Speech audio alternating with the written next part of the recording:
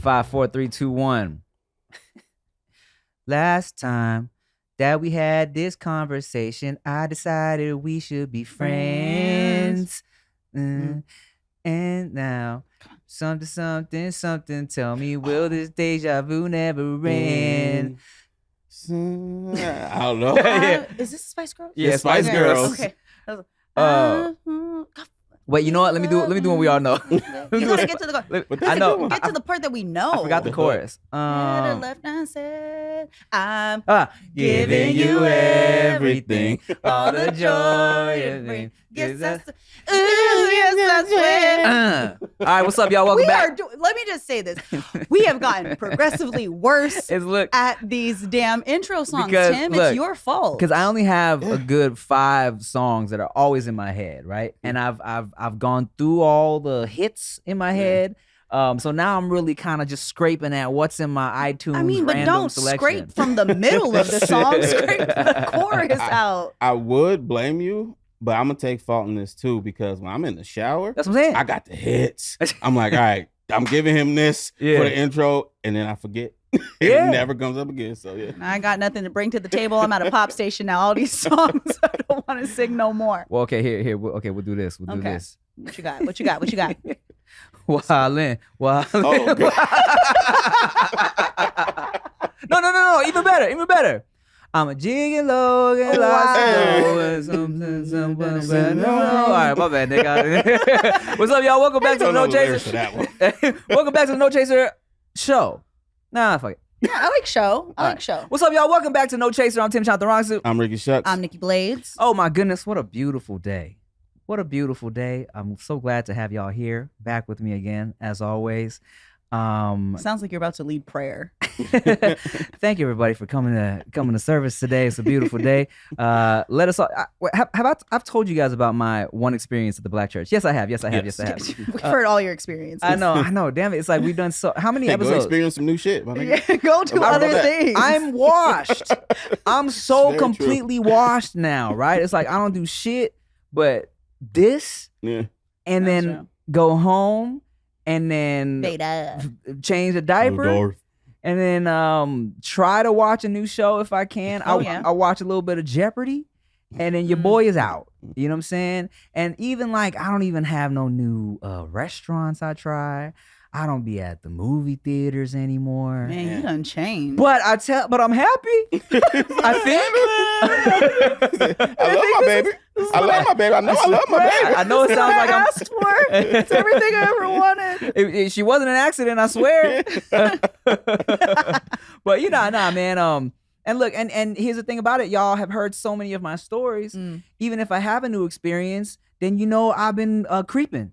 So I can't even tell you those stories.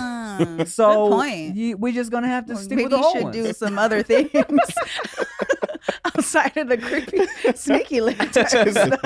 This happened a long time ago, right? y'all. Check this out. I know y'all have never ever heard this story. But this happened way before Cheers. Wait. So yesterday I was. All right, well, shit, man. But speaking of old heads that just had babies. You are bad at the songs, but who has lived a great life and is gonna have some great conversation for us. I've worked with this man. I was on Wildnout for 8 seasons, 6 years, and y'all know who he is if you enjoy Wildnout. It wouldn't be Wildnout without this dude. Make some noise for DJ D-Wrek. Hey, what's up, brother? All right, we did before. Yeah. Don't make me stand back up because once I'm down, it's hard to get back up. You did a couple seasons of Wildnout yourself, right? I wish it was a couple. I did one. You mean like the mic a little more closer, dog? I did one. I did season 10 in New York. Okay. Yeah, okay. I did one season. I remember you being there. Thank you. That's a good memory, bro. Yeah. After seasons on seasons of Wildnout Girls. After all of them. Nikki Blades. So you was fucking up that bad? Yeah, it was really bad. Was it that or was it what was it something else? I was good. Side note, I did well. You did really well. Actually, thank you. I mean, we talked about this, how we think like, Nikki Blades was so good and so smart. They were like, we can't use her because she's too smart. What are the qualifying factors to be a Wildnout girl? Look, I thought it was going to be a lot easier. Like, they had asked, I did the casting. I had to submit video, which I found out nobody else had to submit video. I had to submit video of me doing like, now give it up to the Reds. Oh, wow. Yeah, and then doing some of the skits. I had to submit video, which I didn't understand why. Because when I got there and I asked everybody else, they're like, nah. They just like, hey, you want to be on Wildnout? They made me do extra, and then they cut my ass. Maybe the other ones was doing extras. And I didn't do enough. Like, you did videos. You didn't hear about the sex thing? Damn. You could have did sex. That would have been a whole lot easier. I had to submit like 3. I was like, can I just get the job, please? I can stand there and be cute. Okay. Yeah, you did. And Tim. Hey. You were incredible on the show. Well, thanks, man. Well, thanks. This ain't about me, dog. I know I did incredible, bro. Yeah. I mean, incredible. We had a good time. We had incredible. I see that. Yeah. I see that. Product placement. That's the name of Nick's company, Incredible Entertainment. I'm going to start my own company. A word? Yeah, it's called Remarkable Entertainment. Ridiculous. Yeah. Ridiculous. Yeah, instead of like, it's incredible, it's going to be like, it's remarkable. That's better. Yeah. I like that. I was going to say, thank you, man. I appreciate you for saying that.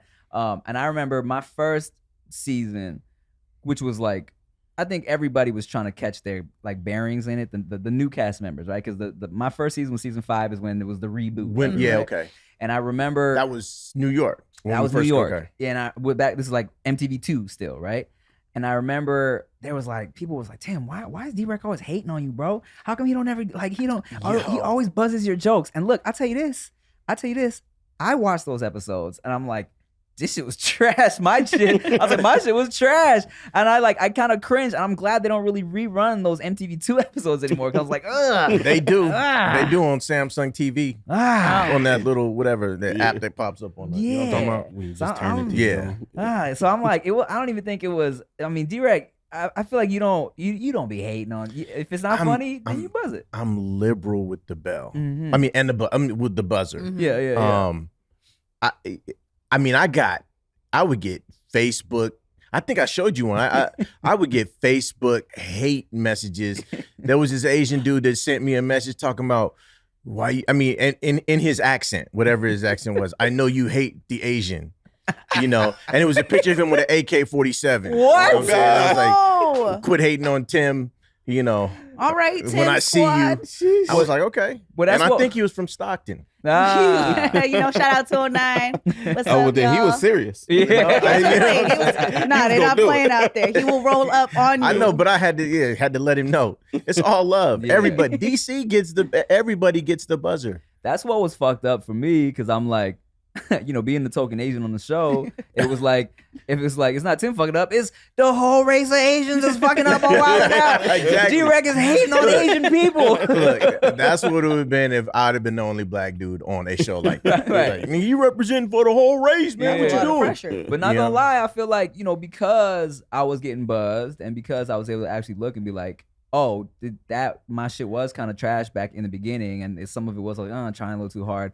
Like, I feel like my joke writing skills like grew over the years. You know what I'm saying? As far as like delivering like a structured setup punchline joke. Because I was doing the YouTube shit, I did some acting shit, and I was writing sketches, right? But I feel like that is more of a kind of drawn out setup, you know what I'm saying? Like, and like everything's very situational, and I could be funny when I'm talking and bullshitting, but in terms of like, you got this one moment to get out there, set up this joke, deliver the punchline, I think I really had to work on that, and the show helped me with that.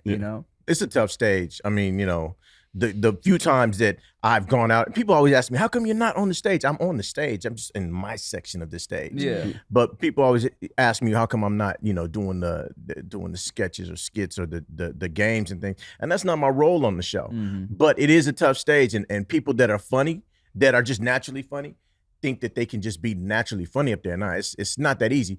But you didn't get more buzzers than you got bells. Right. Even when I see those repeats, I'm like, oh man, I hope I gave him a bell for this. I hope and then it's like, bing, I'm like, oh. I feel guessing yourself. Man, because we've done over 300 episodes, and I have no idea. Even people say, hey, who's your this and who's your that, and I liked what you were wearing on this show. I'm like, I have no idea what you're talking about. let's just get into this. We got a funny story. Speaking of things you wore, and not a bad thing. No, not a bad thing at all. This is great. It was funny. Go ahead. So, I don't know what season it was. Yeah, I was shooting in New York. I was randomly in New York, and the homie had recently moved to New York. So Tim was like, "Yo, come see an episode or whatever." So we came out, and we stayed the whole day. I think y'all shot like 2 different days, right? So we were waiting behind the scenes for y'all to switch some shit around, and you came walking by and you had changed your clothes because it was the second day. And the homie I was with goes, "Well, it was the second episode, you mean?" Yeah, second episode because it was the same day. Same day. Yeah. 2 episodes. So the homie goes, "Okay, new fit." Your pilot, like a dude? So I a dude. So I look at him and I'm like, "What?" And you look at him and you like, "Nigga, what?" Did I say that? No, you didn't say that, but that's the face we both had. And I think so. He ended up on an episode, like in the crowd. Oh no, he on the episode, one of the fashion ones. Yeah. Oh yeah. And it got revealed that he was Tim's friend, was an Asian cat. So then I think you came to Tim and was like, "That's your boy." He's back there complimenting my fit. Did he swivel his neck? No, I think he just. It was high pitched and it was like, "Okay." I was like, "Yo." Okay, I see you. And the thing about it is, he hood as hell. Like ain't no sugar in the day, but for some reason he felt compelled to say to notice that and verbalize it in that way. Yeah. New fit, okay. I see it. Hilarious. He was just giving you credit. Hey, Tim's homie. Thank you, man. Appreciate it. It's all love. Shout out to Joan Lee. So funny. Well, shit, man. A lot of people want to know because I asked Instagram for a bunch of questions about DJ D-Wrek. How did you even meet Nick? How did that come about? I met Nick through your boy. Who? My little brother. Who? Kel Mitchell. Oh, yeah. For real? Yeah. Damn. Yeah. Back in like 97, me and Kel were hanging out doing something, I don't know. And we stopped by the office and Nick was the new kid over at Nickelodeon. Mm-hmm. And so, he was like, it was just before his 17th birthday. So, he was like, "Hey, what y'all doing? Can I hang out with y'all?" Yeah. I was like, "All right, come on, little man." He was a little kid. So, crazy. But yeah, that's how I met him, through Damn. Kel. Yeah. Wow. Yeah. And then y'all just got along and kept Yeah, working together. he just had a lot of the same interests that I had. Things that I were already that I was already involved with. Like I was rhyming at the time. I had I was just auditioning, just doing my Hollywood shuffle, And Nick was, I think at that time he was the warm-up guy for Kenan and Kel and all that. Damn. And it made sense because he was like 16 and all the kids that are in the audience are young kids, and he had that. He still has that like charisma, right, for like young people. You're not gonna have like Corey Holcomb warming up all that. No. You that would be bad. They would all leave like. But yeah, so we just started working on music together and writing jokes with each other, and just hanging out. That's dope. Yeah, that's dope. And I was gonna say, okay, so then. And people don't realize, because you said, you were doing your thing, you were rapping, you were acting. People don't realize DJ D-Wrek is like a whole like breakdancer. Oh, shit. Really? Back in the day, yeah, I used to cut a rug. Cut a rug, spit some bars, acting. Okay, and you graffiti. All the hip hop. All the elements. All right, so this episode is sponsored by BlueChew. Say it with us. BlueChew. Now, BlueChew is making waves and bringing more confidence to the bedroom by offering chewable tablets that can help men get stronger and longer lasting erections. Woo! Yeah. We like that. Exactly. Mm-hmm. So BlueChew is a unique online service that delivers the same active ingredients as Viagra and Cialis, but in a chewable form and at a fraction of the cost. BlueChew is an online prescription service, so no visit to the doctor's office, no awkward conversations, and no waiting in line at the pharmacy. And it ships right to your door in discreet packages. The process is simple. You sign up at BlueChew.com, consult with one of their licensed medical providers, and once you're approved, you'll receive your prescription within days. You want to know what the best part is? What? It's all done online. Yes. Yeah. You don't like swallowing pills? No problem here. BlueChew sildenafil and tadalafil tablets are chewable. You ain't got to swallow nothing. Oh, that's easy for y'all. So if you can benefit from extra confidence in the bedroom, visit BlueChew.com for more details and important safety information.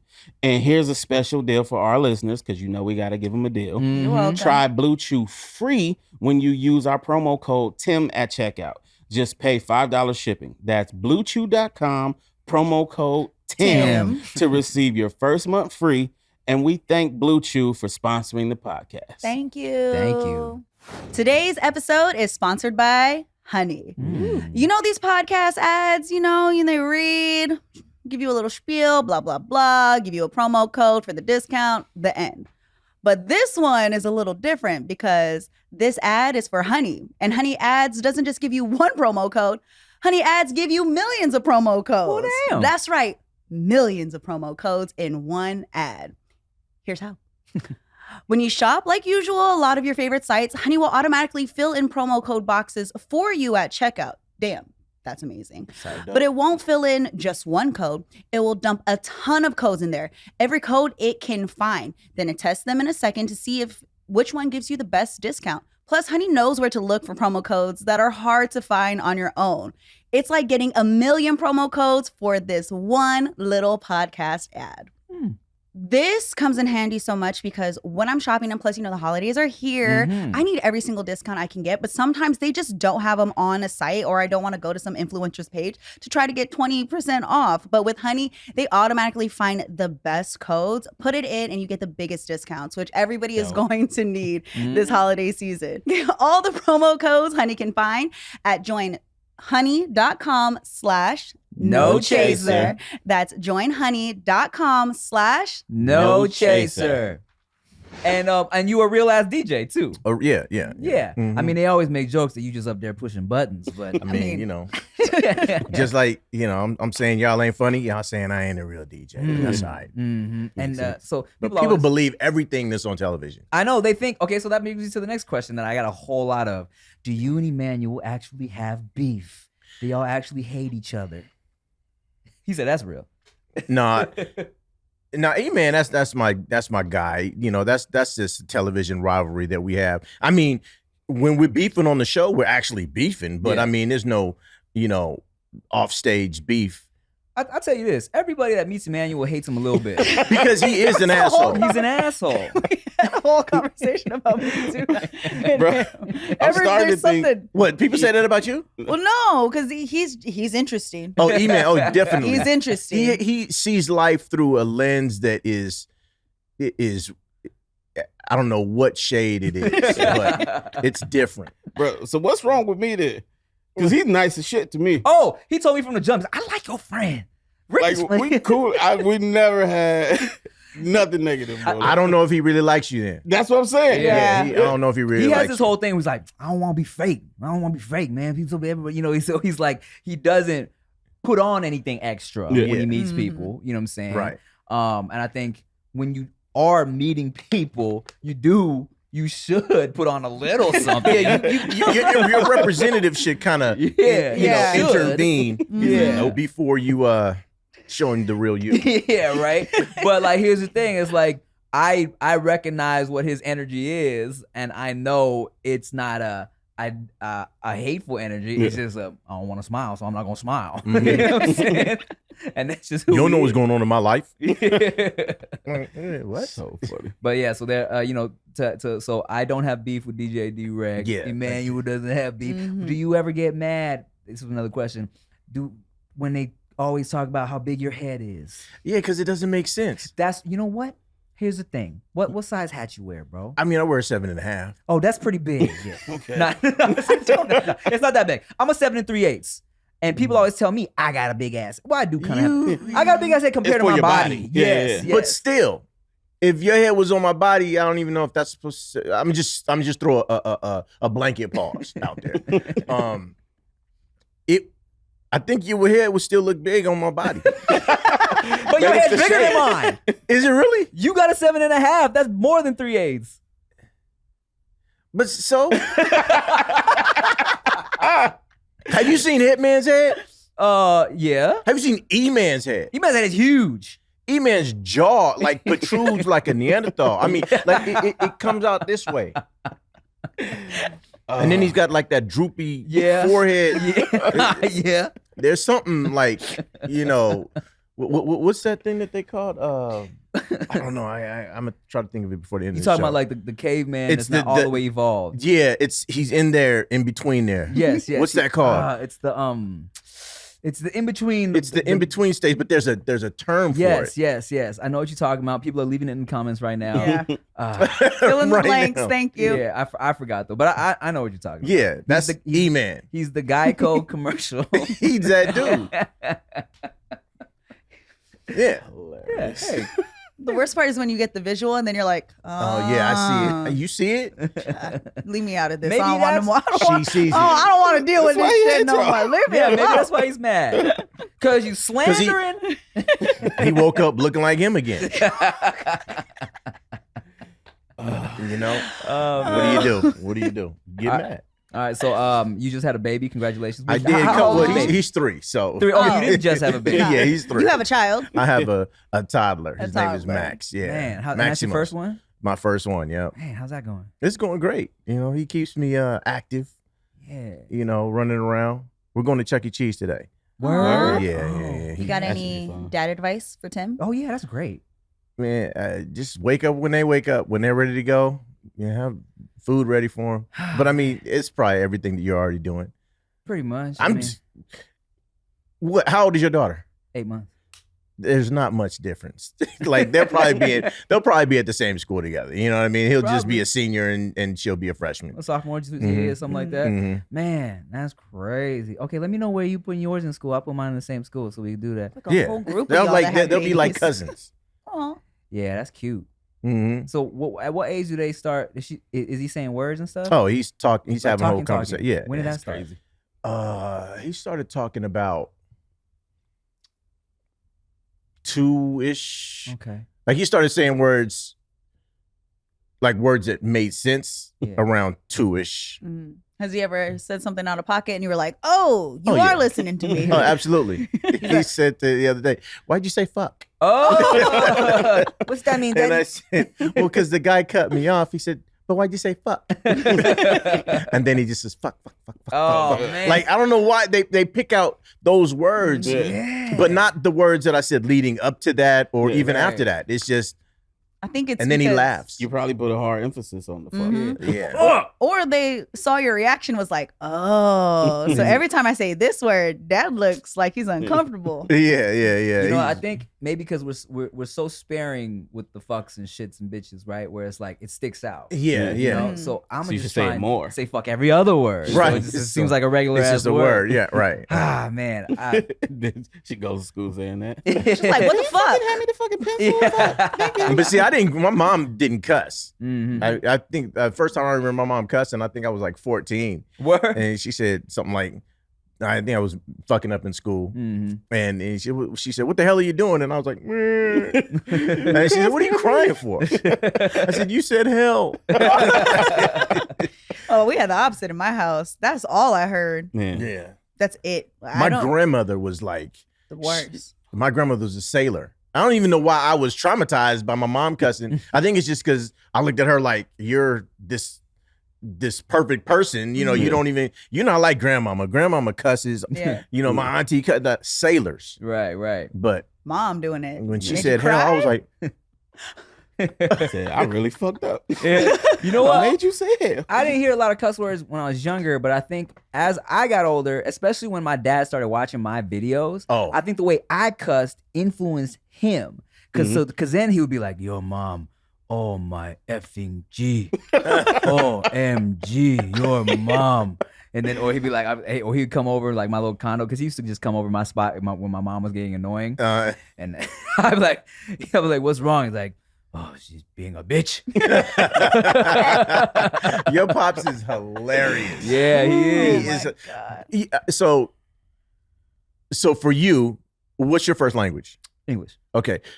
So obviously that's not your father's first language. So so with you saying curse words in English, does it hit the same for your parents? For my parents? Oh yeah. I mean, he definitely, I think, well, one of the reasons why I didn't hear a lot of curse words growing up is because, well, yeah, my mom was speaking mostly Thai, but also my dad just wasn't cussing around me because he didn't want me cussing. You know what I'm saying? Like, he didn't even, one of the reasons I didn't get into The Simpsons, because like Rick loves The Simpsons, but that's one of the things we never connected on, is because he didn't like that they said hell and damn. You know what I'm saying? As a cartoon. So he never let me watch The Simpsons. So for sure, you know, I never cussed around my dad. And I remember one time, man, I was looking for something, and this is when I had just really started cussing in my like high school life. And I was in like my room looking for something, I couldn't find it. And I was like, what the and my dad came around the corner. He's like, oh, what were you about to say? But he had never heard me say nothing like that before, you know? So it definitely hits, but I never got like, you know, like really reprimanded for it. I never got like a whooping for like saying a cuss word. You know what I'm saying? Bro, when I was young, I was a professional cussist. Nigga, I had that shit down pat because my mom, she cussing. But I was also a professional at never getting caught cussing by adults. I feel like a terrible person right now. Saying that out loud. Just goes off like automatically, right? Yeah. I don't talk like that. What are you talking about? What the fuck is wrong with you? Like, it was there. Well, also you cuss, you're so good at cussing that you cuss in funny ways. Like, you would put combinations of it that I never heard before. Like, I remember one time we was in the car and he called the homie a cockmouth, and and we all died. And then like, I had never heard anyone say that before. And my boy, like 5 minutes later, was like, "You're a cock mouth." That shit is sat with him. It sat with him like, y'all was driving? Yeah. 20 miles later, he's like, you know what, this one? You know what, dude? You're a cock mouth, dude.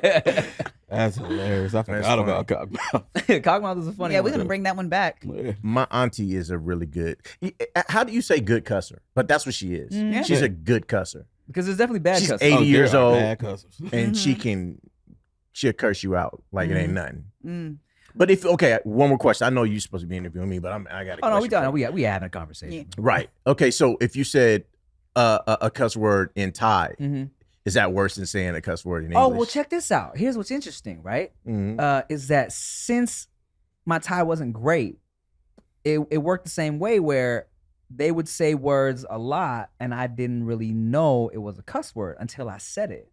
And so they would curse in Thai. Yeah, they would be cursing in Thai. And then one day I remember being young, and I said it's like, okay, so lawn means it's hot, right? And then there's like and then I was like, man, lawn cheap high. And cheap high means like, man, it's really fucking hot. And I didn't know that because my parents were like, oh, like, huge cheap high, which means like I'm hungry as fuck or whatever, you know, I'm hungry as hell. Whatever, it might be a hell or a fuck, but it's like a as hell or as fuck. Right. And I was like, oh, lawn cheap high. And my parents were like, what did you just say? And you're like, where did you learn that from? I'm like, you're the only people I talk to, guys. You're like, it's like that drug commercial from the 80s, like, I learned it from you. Yeah, exactly. And they were shocked. You better watch it on the YouTube. Yeah, exactly. Right before that, I don't even know what that is. So yeah, it just kind of happens. I think they were so used to cussing, not even realizing that I was taking it in. Yeah. And then one day I spit it back at them. And they was like, "Oh, what have we done? God, well, who is it? Who talked to your uncle?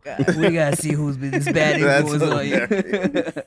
That's funny, man. That's funny. All right, let's see. We got a bunch of questions for you from Instagram. Here we go.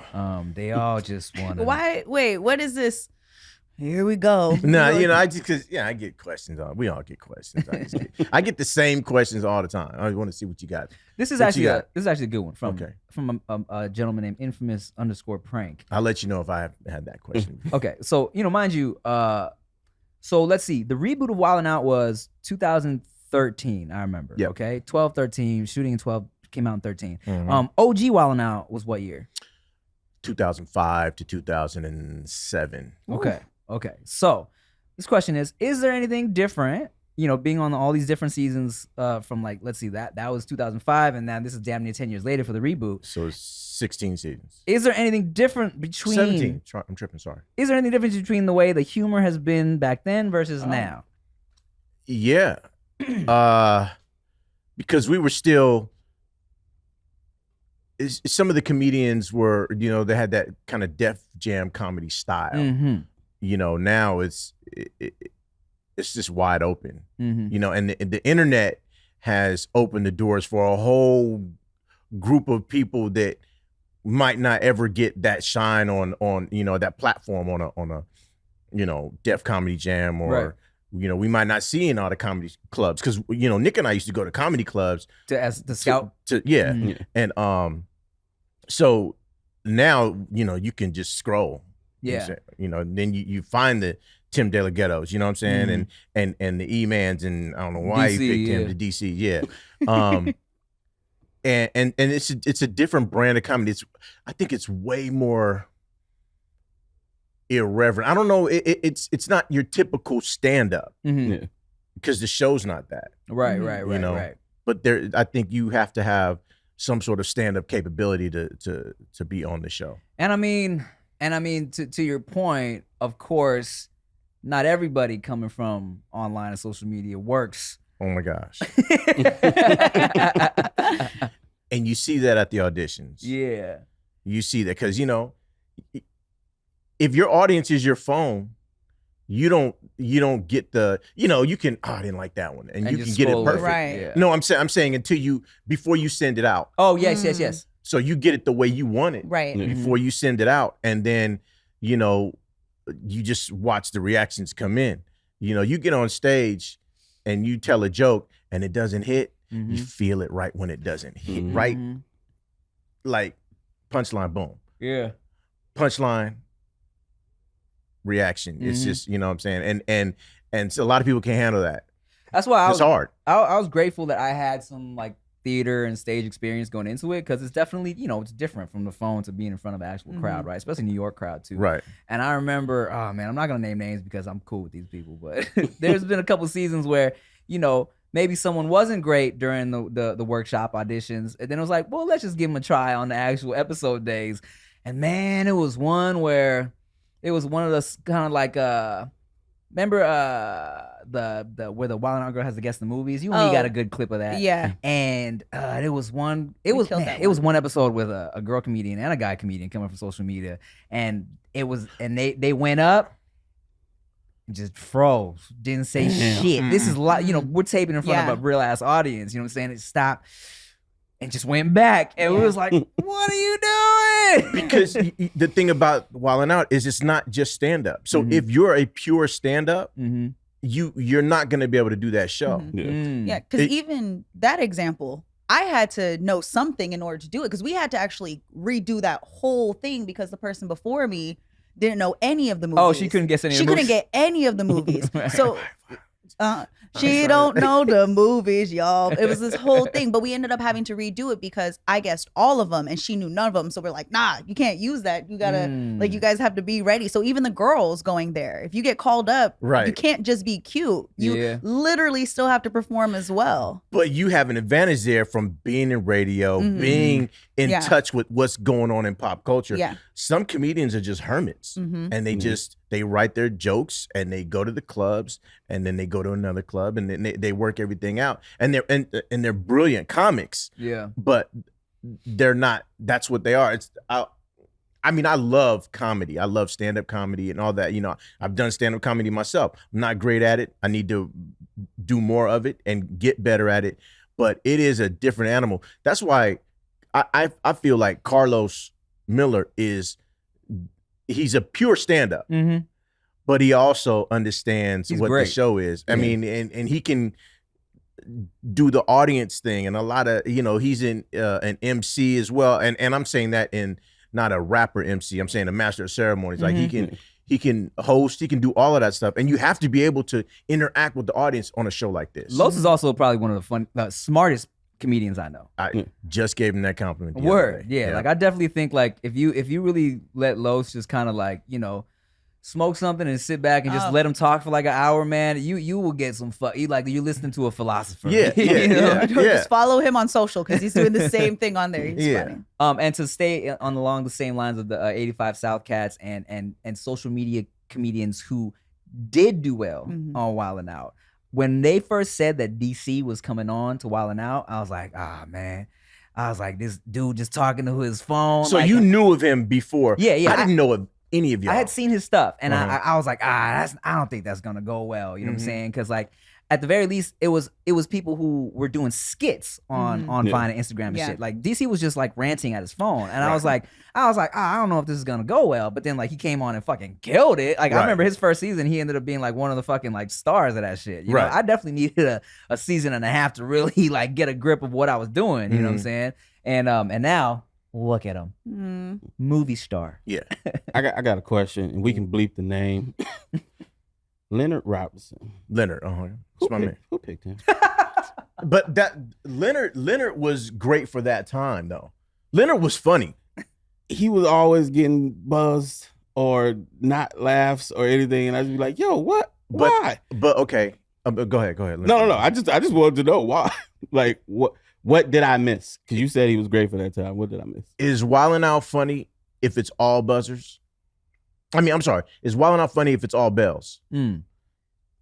That makes sense. Yeah. Now, so that's what I tell people all the time, because the cast that come to me all the time say, "Hey, D-Wrek, what do you think of this joke? And you think this will get a bell?" I'm like, just do it, man. We'll see what happens. Yeah. You know, I'm like, but don't forget, there's funny in the buzzer. So if you get the buzzer, just, you know, that's like the equivalent of you dying on stage. Just die funny. Yeah. You know, so Leonard, whenever, I mean, he used to do this thing where he would go, like, I would give him a bell or a buzzer, and he'd celebrate the same way.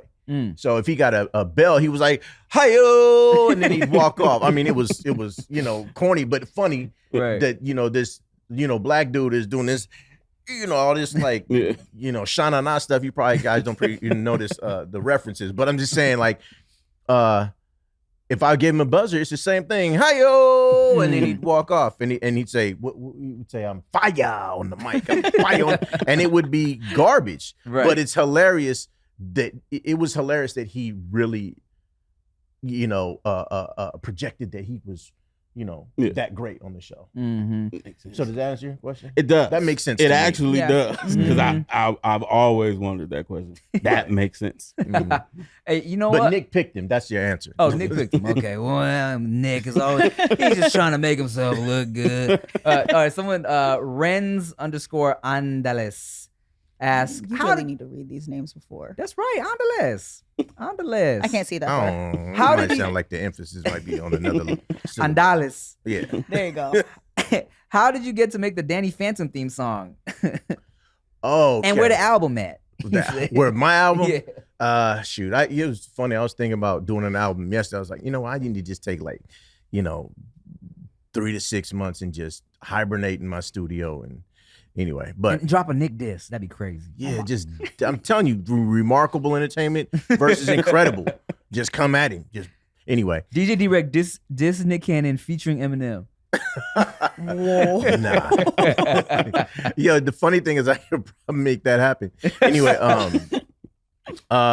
so I was, to answer the question, I was recording my album down the street actually up on Hollywood Boulevard. Okay. Hollywood and Cahuenga. And the guy who owned that studio knew some people that were working over here at Nickelodeon. It used to be like right down the street, right up the street. And anyway, he said, "Hey, do you know a rapper? I need to work with a rapper. We got this new show that we're doing, and we have this rap that we want a rapper to do." And so Bruce, this guy named Bruce Wilson, calls me. He says, "Hey, you know, you want to meet this guy named what's that guy's name? I forgot the guy's name. Anyway, Butch Hartman or something like that. It was Guy Moon. Okay. Anyway, so I went and met with them out in Woodland Hills and did my thing. Got paid for the session, and we worked on a couple other things together. But yeah, that was Danny Phantom. Man, everybody thinks Nick was like, yo, Derek will do it. You know what I'm saying? D-Wrek will do it. Blah blah. But you know, like I said, when I met Nick, I was Hollywood shuffling just like everybody else in Hollywood. Nick was Hollywood shuffling. Everybody in Hollywood was Hollywood shuffling and still is, you know. And so that just came through a pipeline that I already knew. Is there anything that came up when you were, you know, doing the Hollywood shuffle, as they say, that you were like, I can't do this, even though it would have been a nice bag or a good look? You were like, I don't want to do that. I mean, I don't know if I don't know if I passed on them as much as I just didn't get the gig, you know. But I mean, there have been times I've had those auditions where they were like, you know, can you be a little bit more street? You know, can you be blacker? You know, I hate when I get that in the audition. You know, I've had those auditions, you know, and you're like, what do you know about that? Like, is that what you had in your dream? Yeah. More than your nightmare? I want you to be like the guy in my nightmare. Scare me. Yeah. Oh God. Man, you bringing that up reminds me of it was such a good bag one time to do a rap for this. It was a pizza company, and it was like for like a big commercial, right? Mm-hmm. But it was one of these situations where it wasn't me writing the lyrics. It was just they had a song already written, right? And I just had to re-record the track, right? And I was like, I listened to it, I was like, oh, man. Who writes this stuff? And I hit my agent, and I was like, Arlita, I can't do this, man. I was like, I know the bag is nice, but I was like, did you listen to it? And she was like, no, not yet. And I was like, Arlita, you know I rap for real. I was like, I can't do. And she listened to it. She was like, okay, yeah, no, I get it. She's like, okay. I was like, but it was a bad. It would have been nice bag. I was like, I can't do it. That's happened to you twice. I know. Yeah. Oh, with the truth or whatever. Oh, the truth. Oh, one of those truth. What do you call those? There was a truth campaign. Yeah, campaign. And it was also for a commercial, and it was directed by Director X, and they hit up me and Batch to also record this song, but I wasn't told that going into it. I was like, they said just come record like little like ad libs or something, right? And I didn't know I was gonna be rapping these bars that they had written, and I was like, I can't do it, man. I can't do it. I was like, I'll be in the commercial. I'll do the ad libs and say a little funny stuff, but I was like, X, I can't do it, man. And he was like, are you sure? I was like, I can't do it. Right. I'm still waiting for my offer that I have to refuse. It hasn't came yet. I'm waiting for that day. I'm sure you get him. You might be in the wrong industry, but never mind. Never mind. You're right. I've already had those offers. Yeah, you know what? You're right. That happened long. It's been a while since I've had. You forgot all about it. You put it. I did. Everybody was like, I mean? She hasn't refused. Right. Oh no. It's like, no. You remember that time? I'd be like, you know what? I had to have a conversation with my parents about that. Well, on that topic, and I knew I was gonna get this question because everybody on Wildnout gets this question from D Trill. How many Wildnout girls have you smashed? Wow. Poor Wildnout girl. I know. None. Yes. There you go. Yeah. There it is. And side note, that's the answer. Most of the Wildnout girls I know all have like successful businesses. They all work together. They're like high key popping outside of the show. Stop assuming shit. Yeah. I only know. You go ahead. No, I was gonna say motherfucker. Yeah, because I only know a few. Mm-hmm. Like you work, know, especially in I go to work. I'm going to work. It's not a day at the beach. Mm-hmm. It's a job. Mm-hmm. I have fun, but I get to be around beautiful women all the time. But yeah. And also here's the thing. Let me tell you guys this. After I want to say my second or third season, they became very strict about the separation. Keep your hands to yourself. Don't say nothing crazy to these Wildnout girls. We're not trying to catch a case. They started putting us in separate hotels. I'm mad at y'all. That had to happen. Yeah. You had to have to keep your hands to because your first season we were all in the same hotel. Yes. That was a great time. It was fun. Yeah. It was a horrible hotel, but it was a great time. Yeah, it was cheap as hell. We were all in the same hotel in my season. Yeah, well, there have been a couple seasons that we've all been in the same. Yeah, we were all in the same hotel. Were you in New York or Atlanta? I was in New York. Yeah. Were you in Times Square with us? No, we were in Green something. Brooklyn. Yeah. Yeah. Oh, I love season 10. That was fun. We that was when we had those Greenwich? like apartment. Yeah. Like that was fly. Yeah, that was nice. Yeah, that was a fun. Then I guess they went back and forth because there was definitely times before you where they had the Wildnout girls in separate hotels. Oh, okay. And I know there were times after where the Wildnout girls. I think I got lucky with my experience because everybody had already kind of known and met before. Something with the internet because the internet's crazy. We've all kind of connected. So when I got there, everybody was really cool. So when I hear some of the questions, I'm like, I can see it. There's definitely a few where I'm like, oh, you're the reason why. You're the reason why they asked that. I've seen a couple been like, it's you. You the hoe. You. One of y'all was in here. I'm over here having to prove I can talk. It's your fault. And I mean, look, sometimes hooking up with a Wildnout girl becomes love, like DC and his baby. The first The first Wildnout kids. Yeah, isn't that crazy? Besides, Nick doesn't have any. No, Nick actually has the third. But not the first. It's hard to keep track. Right. I know. We think 1, 7. Yeah. What's up with that? What's up with what? So Nick says he said in interviews that it's all part of his plan to have all these babies. What is that plan? I don't know. You ever have a conversation like, was there a number when one of the babies came and he was like, "Hey, are you all right? Do we have to have a talk here?" You just support him no matter what. Nick's attitude is more like, I'm just going to replenish the earth with good people. He's fighting against population control. As my dad says, spread is aloha everywhere. Okay. Sure, yeah. See, and I mean, it's not like he can take care of them all. Yeah, Sure. that's facts. And they all look happy. All the mamas look happy. Yeah, I mean, and he takes all the pregnancy photos, the underwater. He did the underwater joint, looked like Little Mermaid or whatever you call it. And so I imagine it's so funny to imagine somebody being like, all right, I got this photo shoot Monday and I got this photo shoot on Wednesday for the different pregnancies.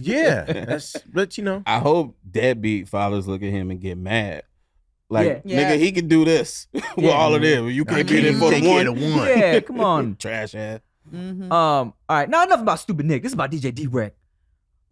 Corey Sims asks, what's the hardest part about working on the Wildnout set that people might not be aware of? When we do 3 show days, the change time that we have between the second show and the third show, because we shoot the first show, then we have lunch, and there's like an hour and a half or almost 2 hours before the second show. But after that second show, all right, be back on stage in 15 minutes. Yeah. Man, I couldn't believe, because when I was doing it, the days we did 3 episodes were like just a couple, 2 or 3 days. And then when I heard that, or when I went back to do just a couple episodes during the old school versus new school season, when they were like, "Oh, we're doing 3 days every day," I was like, what? I couldn't believe it. Like, that's crazy to me. For season 17, we only had 2 show days. Sheesh. Wow. And they were more exhausting than the 3 show days, because you still kind of have to get there early. Not kind of, you have to get there. You got to go through hair and makeup, wardrobe, all that kind of stuff. And these were the ones in Jersey? The ones in Jersey, yeah. You guys just wrapped up. Yeah. I heard also some of the episodes were like episode 3 would be like 11 o'clock at night because Nick is doing his talk show in the morning. Yeah, we I think we wrapped one night at like 12:30 or something like that. But we didn't have to be back until 3 or something the next day. Do you have a favorite season? Has there been one season that just was the best for you? Which season? Or who was there? I don't remember all the people that were there, but for me, the best season was over here in at CBS in LA, right here. You like that one? Yeah, the one in right there on Beverly. Yeah, by the Grove. Yeah, because I mean, there's just so much history on that lot. Price is Right. So much television history on that lot. And then when we were over at this is like the first run, we were over at I forgot what the name of the studios are, but they're the old Desilu studios, like Lucille Ball. Wow. We were there, and we were at Sunset Gallery. Like it's just fun to shoot in Hollywood, right? Because it really makes you feel like you come to LA from whatever city you Hollywood from whatever city you're from in the world, and you get to drive on one of these lots that have so much history. And, you get to park in a parking space that has your name on it that could have been anybody's, It could have been Charlie Chaplin's parking space. You know what I'm saying? So, I mean, that kind of stuff, I like that just because I'm weird. No, I mean, it's like anytime somebody gets a role and they have that moment where they have the chair with their name on it, or an athlete goes and sees their locker and they have their name and their number. Like those moments are. Or when you go to like a recording studio and you see all the plaques, like the songs that been recorded there, you're like, yo, it feels different. I'm on the same mic as Soldier Boy. And that's what they tell you too. You the first rapper to ever rap on that mic. Yeah, and you know it's funny because you get in the studio and they'll say they have all the they have all the mics there and they the engineer will tell you, yeah, so you want, what mic do you want? This one, yeah, so and so uses this is one Michael Jackson used, blah blah blah blah, and you're like down at Sunset Sound. I did a project down there and the guy was like I had all these musicians and I was directing their music. I mean, directing them for like what they were supposed to play. And some guy came in, he said, this is where Prince did Dirty Mind, or like Prince did his whole album in that room. I was like, that's what. You're like, I'm just gonna sit here. Yeah. So those are your Hollywood moments that kind of make you feel nostalgic. Okay, well, as somebody who appreciates just like the like Hollywood and just all the performers before us, right? Because people always ask me this too. And you've been around a lot of celebrities, so have you ever gotten starstruck by somebody, or who have you met where you were like, oh, I'm a little excited about this? Well, I mean, when I was 13, I met Michael Jackson. Yeah. And that was like right in the middle of like. Not bad. It was Thriller, yeah. Wow. And I literally almost fainted. Yeah. I felt my knees get weak and I was like, oh my God. And we spoke and stuff. My mom didn't let me go off with him or anything like that. But yeah, so that was the only time. I mean, I've met so many people that and they obviously they wouldn't remember meeting me unless we had a real interaction. But I remember one time I met Robert De Niro and over at the Hollywood Bowl one time backstage, and I saw him, and I was like, "Oh, that's Robert De Niro." Yeah.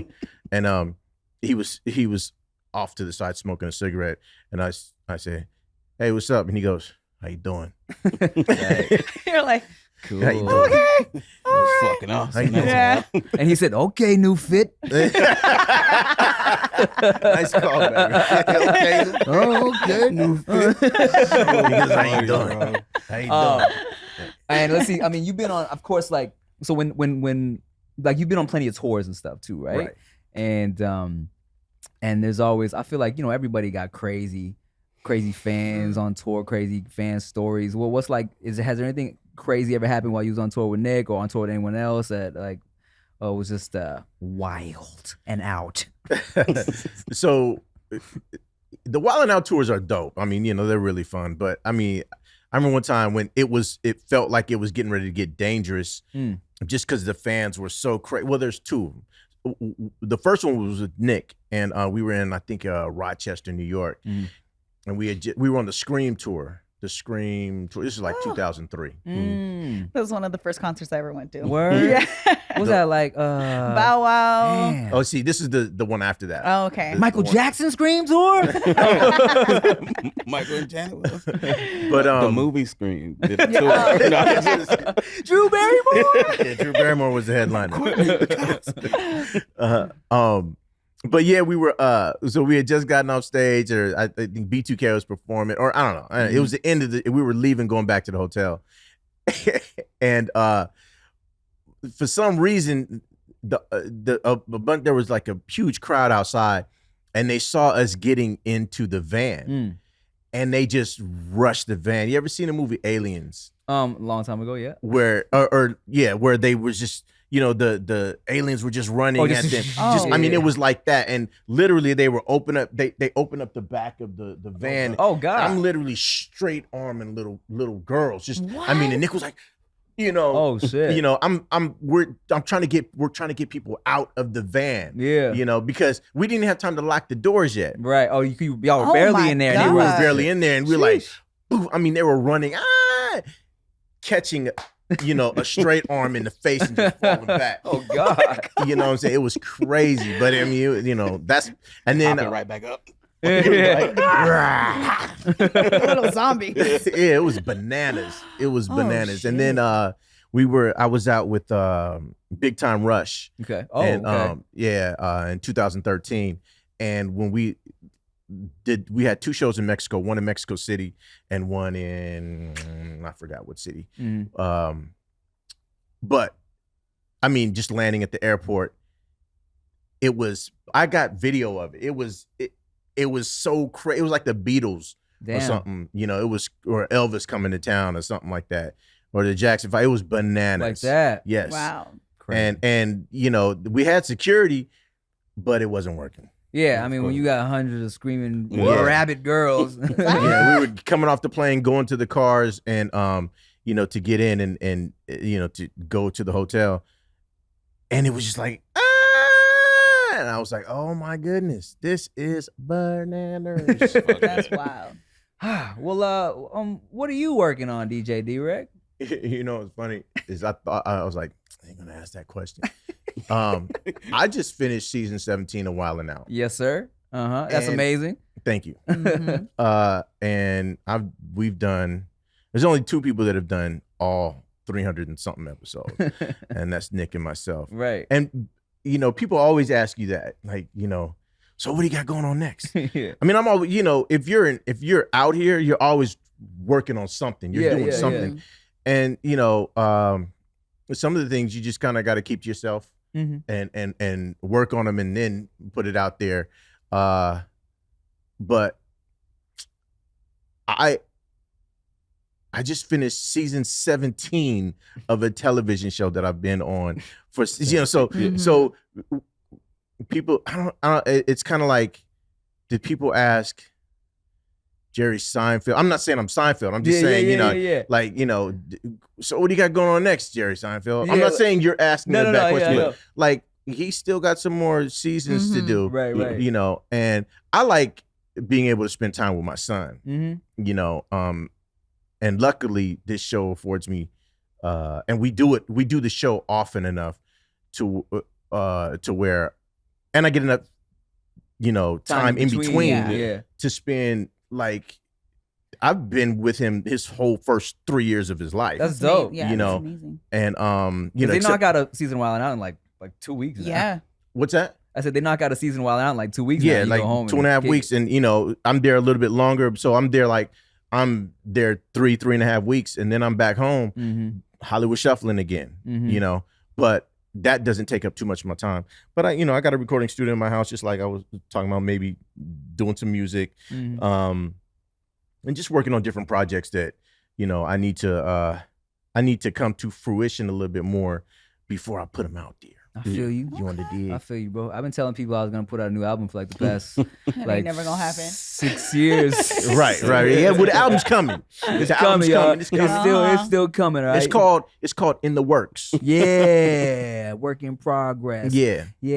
All Coming right. soon. All that. Now that I've Word up. Now that I've been off Wilding Out for 5 years. Has it been 5 years? Nah. It's been like, my last season was probably their first season in Atlanta. I don't even know. When we started. I was in Brooklyn. No, when we started this podcast. Oh, like what? I think you were. Oh, so that's like 2 years ago, 2.5 years ago. So yeah, I haven't been on like 2 years. Yeah. I mean, they keep asking me back, but I'm like, I'm cool. I always gotta throw that out there. I'm cool.